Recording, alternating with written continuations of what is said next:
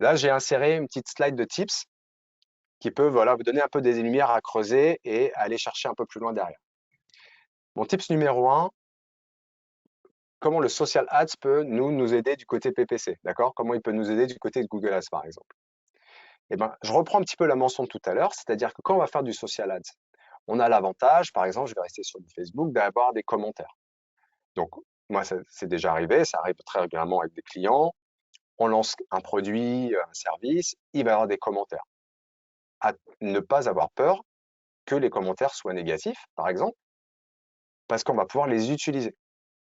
On va utiliser les commentaires dans les social ads pour capter les sentiments, ressentir un petit peu comment est perçu notre produit, comment est perçu notre service, les frustrations, les critiques, et on va trouver des opportunités à saisir.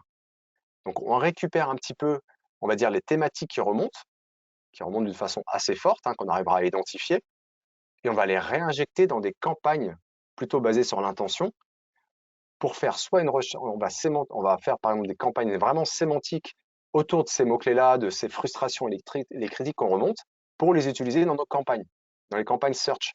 C'est-à-dire que les personnes qui vont taper des frustrations sur un logiciel, par exemple, eh ben nous, on va leur adresser une publicité pour dire, bah, nous, on a la réponse. On sait faire ça. Notre logiciel, nous, va répondre à votre frustration, par exemple. D'accord?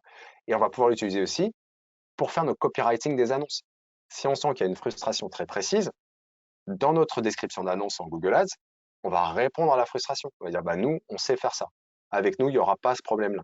Vous allez être soulagé, on a la solution. D'accord? Et on peut travailler aussi nos exclusions de mots-clés. OK? Donc voilà. Donc ça, c'est le tip numéro 1. Réutiliser vraiment tout ce qui se passe dans l'engagement des commentaires pour les réinjecter du côté Google Ads. Ça peut être intéressant.